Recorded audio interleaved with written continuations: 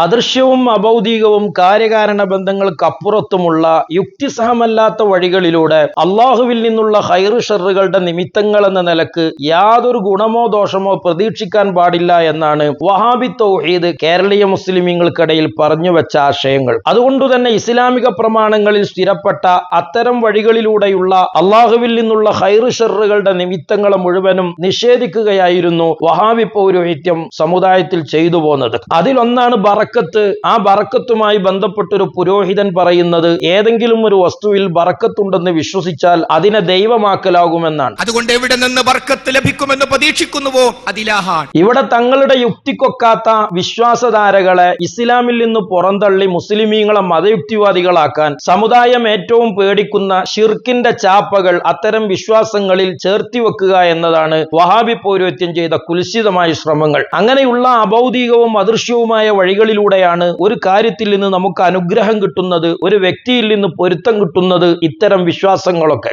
അങ്ങനെയുള്ള വിശ്വാസങ്ങളുടെ പേരിൽ ഇസ്ലാമിൽ നബി സല്ലല്ലാഹു അലൈഹി വസല്ലം തങ്ങളുടെ നബിദിനം ആഘോഷിക്കുന്നതൊക്കെയും വഹാബികൾ പാടെ നിരാകരിച്ചു. 2019 നവംബറിലെ ഷബാബ് എന്ന് പറയുന്ന വഹാബി പ്രസിദ്ധീകരണത്തിൽ നബിദിനാഘോഷം നിരാകരിക്കാനുള്ള ന്യായമായി വഹാബി പുരോഹിതന്മാർ ജൽപ്പിക്കുന്നത് ആ ആഘോഷ പരിപാടികളിലൂടെ നബി സല്ലല്ലാഹു അലൈഹി വസല്ലം തങ്ങളിൽ നിന്ന് പൊരുത്തം പ്രതീക്ഷിക്കുന്നുണ്ടെന്നാണ്. വിവരക്കേട് നിറഞ്ഞ ആ വരികൾ നമുക്ക് ഇങ്ങനെ വായിക്കാം. 90% ആളുകളും ബിദ്അത്താകുന്ന മൗലിദാഘോഷം കൊണ്ടാടുന്നത് നബി സല്ലല്ലാഹു അലൈഹി വസല്ലമയുടെ ശുപാർശയും പൊരുത്തവും ആഗ്രഹിച്ചുകൊണ്ടാണ്. അത് ഷിർക്കാണ്. ഇവിടെ പറയുന്നത് നബിദിനാഘോഷത്തിലൂടെ നബി സല്ലല്ലാഹു അലൈഹി വസല്ലം തങ്ങളുടെ പൊരുത്തം പ്രതീക്ഷിക്കുന്നത് ഷിർക്കാണെന്നാണ്. എന്തുകൊണ്ടാണ് അത് ഷിർക്കിന്റെ പട്ടികയിൽ വഹാബികൾ ചേർത്തി വെച്ചത്? നബി സല്ലല്ലാഹു അലൈഹി വസല്ലം തങ്ങളിൽ നിന്ന് അനുഗ്രഹം കിട്ടുക എന്നത് യുക്തിസഹമല്ലാത്ത വഴികളിലൂടെ നന്മ പ്രതീക്ഷിക്കലാണ്. ഇനി നബി സല്ലല്ലാഹു അലൈഹി വസല്ലം തങ്ങളുടെ മൗലിദ് ഓതുന്നത്, നബി സല്ലല്ലാഹു അലൈഹി വസല്ലം തങ്ങളുടെ സ്വലാത്തു ചൊല്ലുന്നത്, മഹാന്മാരുടെ ജാറത്തിങ്കിൽ പോകുന്നത് ഇത്യാദി കാര്യങ്ങളെല്ലാം ഷിർക്കിന്റെ പട്ടികയിൽ വഹാബികൾ ചേർത്ത് വച്ചതും ഇതുപോലെ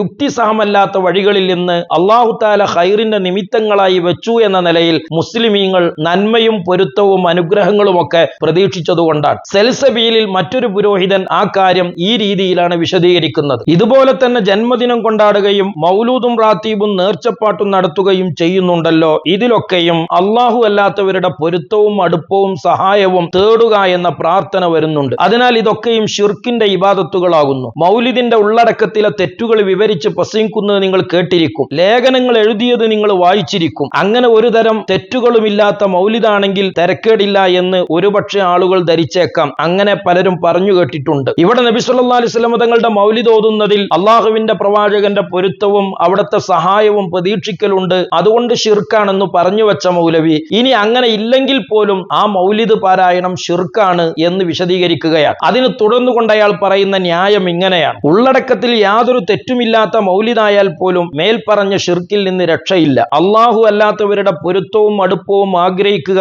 എന്ന ഷിർക്കിന്റെ അടിസ്ഥാനം എല്ലാ മൗലൂദിലുമുണ്ട്. അതിനാൽ മൗലൂദായ മൗലൂദൊക്കെയും ഷിർക്കാവുന്നു. ചുരുക്കത്തിൽ ഏതൊരു കാര്യത്തിൽ അള്ളാഹു അല്ലാത്തവരോടുള്ള പ്രാർത്ഥന വരുന്നോ അത് ഷിർക്കിന്റെ ഇബാദത്താകുന്നു. ഇവിടെ അള്ളാഹുവിന്റെ പ്രവാചകനിൽ നിന്ന് പൊരുത്തം തേടുക, അനുഗ്രഹം പ്രതീക്ഷിക്കുക തുടങ്ങിയ കാര്യങ്ങൾ യുക്തിസഹമല്ലാത്ത ഭൗതികമല്ലാത്ത മാർഗങ്ങളിലൂടെ നന്മ പ്രതീക്ഷിക്കലാണ്. അത് അവരോടുള്ള പ്രാർത്ഥനയാണെന്ന് സ്ഥാപിച്ച് ഇസ്ലാമിലെ അത്തരം വിശ്വാസങ്ങളിൽ ഷിർക്കിന്റെ ചാപ്പകുത്തി മുസ്ലിമീങ്ങളെ അത്തരം വിശ്വാസങ്ങളിൽ നിന്ന് അകറ്റാൻ ശ്രമിക്കുകയാണ് വഹാബി പൗരോഹിത്യം നാളിതുവരെ ചെയ്തുകൊണ്ടിരിക്കുന്നത്. എന്നാൽ ആടന്തറിഞ്ഞു അങ്ങാടി വാണിഭം എന്ന് പറഞ്ഞതുപോലെ ഞാൻ മുജാഹിദാണ്, ഞാൻ മുസ്ലിം ലീഗാണ് എന്നൊക്കെ പറഞ്ഞ് ലീഗ് എന്താണ് മുജാഹിദ് എന്താണ് എന്നറിയാതെ മലയാളികൾക്കിടയിൽ ഒരു ഹാസ്യ കഥാപാത്രമായി ഇപ്പോൾ എഴുന്നള്ളിക്കൊണ്ടിരിക്കുന്ന PM ഇസ്ലാം ഈ അടുത്ത ദിവസം പാലക്കാട്ടെ ഉപതെരഞ്ഞെടുപ്പിൽ രാഹുൽ എന്ന് പറയുന്ന UDF സ്ഥാനാർത്ഥിയുടെ വിജയത്തിന്റെ ക്രെഡിറ്റ് കൊണ്ടുപോയി കെട്ടുന്നത് പാണക്കാട് തങ്ങന്മാരിൽ നിന്ന് കിട്ടിയ അനുഗ്രഹമാണ്. കൊക്കിന് വെച്ചത് കൊളക്കോയ്ക്ക് കൊണ്ടെന്ന് പറഞ്ഞതുപോലെ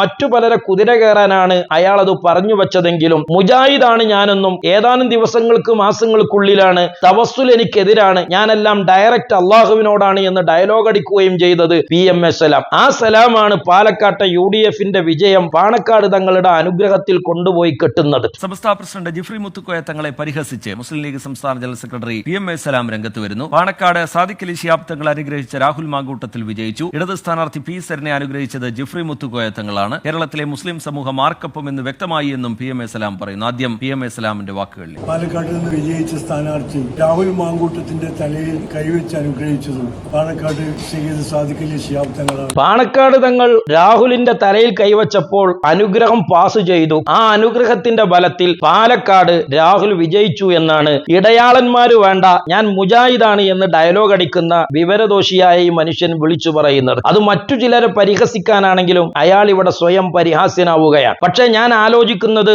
എന്തുകൊണ്ടാണ് കേരളത്തിലെ ഒറ്റ വഹാബി പൗരോഹിത്യത്തിനും PMA സലാമിന്റെ മറഞ്ഞ വഴികളിലൂടെ പാണക്കാട് തങ്ങളിൽ നിന്ന് അനുഗ്രഹം പ്രതീക്ഷിക്കുക എന്ന ഷിർക്കിനെ നിഷേധിക്കുവാനും അതിനെതിരെ പ്രതികരിക്കുവാനും കഴിയാത്തത്? ഇപ്പോഴെങ്ങാനും വെളിയങ്കോട്ടമ്മർ മൗലവി കേരളത്തിൽ ജീവിച്ചിരിപ്പുണ്ടായിരുന്നെങ്കിൽ PMA സലാമിന് പിടിപ്പത് കിട്ടുമായിരുന്നു. കാരണം മുമ്പൊരിക്കൽ അമേരിക്കൻ തീർത്ഥാടകന്റെ കഥ പറഞ്ഞുകൊണ്ട് ചന്ദ്രികയിൽ ഒരു ലേഖനം വരുന്നുണ്ട്. ആ ലേഖനത്തിൽ മഹാനായ നബി സല്ലല്ലാഹു അലൈഹി വസല്ലമ തങ്ങളുടെ പൊരുത്തം തേടി മദീനയിൽ പോയി എന്ന അർത്ഥത്തിലുള്ള ഒരു പരാമർശം ഉമർ മൗലവിയെ ആകെ പ്രകോപിപ്പിക്കുകയാണ്. അന്ന് അദ്ദേഹം തന്റെ പാഷാണത്തിൽ എഴുതിയ വിഷലിപ്തമായ പരാമർശങ്ങൾ നമുക്ക് ഇങ്ങനെ വായിക്കാം. 22/1/84 ചന്ദ്രിക പത്രത്തിൽ പ്രശാന്തമായ മദീന നഗരം എന്ന തലവാചകത്തിലുള്ള കുറിപ്പിൽ വന്നൊരു വാചകം എന്നെ വളരെ വിഷമിപ്പിച്ചു. സമുദായത്തിൽ പടർന്നു പിടിച്ചിട്ടുള്ള ഷിർക്കിന്റെ ആഴവും പരപ്പും വ്യക്തമാക്കുന്ന ഒരു വാചകമാണത്. പണ്ഡിതന്മാർ മിക്കവരും അത്തരം കാര്യങ്ങൾ പ്രോത്സാഹിപ്പിക്കുന്നവരും ചിലർ മൗനാനുവാദം നൽകുന്നവരുമാണ്. ഇതൊരു കാലത്ത് ഉമർ മൗലവിയുടെ ധർമ്മസങ്കടങ്ങളാണ്. എന്നാൽ മുജാഹിദാണെന്ന് അവകാശപ്പെടുന്ന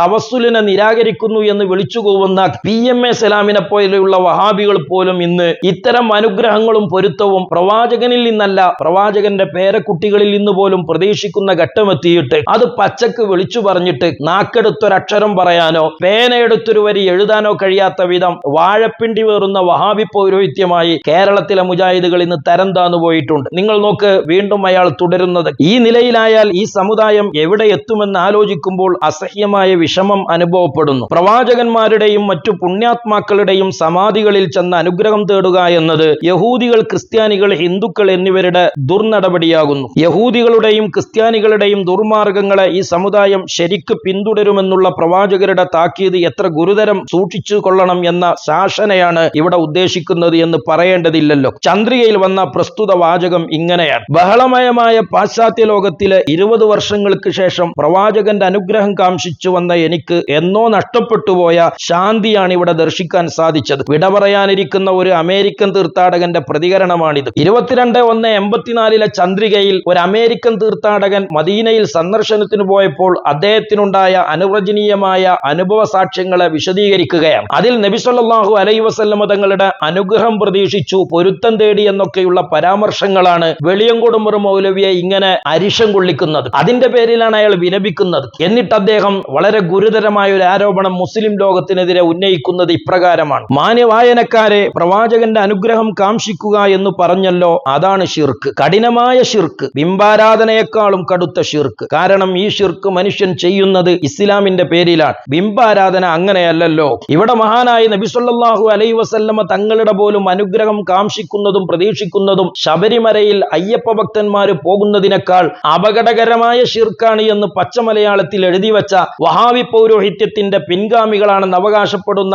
കേരളീയ വഹാബികളെ, നിങ്ങൾക്ക് എന്തുകൊണ്ട് PMA സലാമിനെതിരെ 4 അക്ഷരം ഉരിയാടാൻ കഴിയുന്നില്ല? മുസ്ലിം ലീഗ് പ്രസ്ഥാനത്തിൽ നിന്ന് സുന്നികളെ അടർത്തി മാറ്റി മുസ്ലിം ലീഗിനെ വഹാബി ഓഫീസിൽ കാഴ്ചവെക്കാനുള്ള കൊട്ടേഷൻ നിങ്ങൾ PMA സലാമിൽ ഏൽപ്പിച്ചത് കൊണ്ടാണോ അദ്ദേഹത്തിന്റെ ഈ ഷിർക്കൻ പ്രഖ്യാപനങ്ങൾക്കെതിരെ നിങ്ങൾ മൗനം പാലിക്കുന്നത്? യഥാർത്ഥത്തിൽ പാലക്കാട്ടെ വിജയത്തിന്റെ പേരിൽ കുവൈത്തിൽ മുറിച്ച കേക്കിനോടനുബന്ധിച്ച് PMA സലാം തന്റെ സ്വന്തം വിശ്വാസപ്രകാരം മുശ്രിക്കായി വിശ്വാസികൾക്കിടയിൽ സ്വയം പരിഹാസ്യനായി നിൽക്കുന്ന ഗതികേടാണ് ഇപ്പോൾ നമ്മൾ കണ്ടുകൊണ്ടിരിക്കുന്നത്.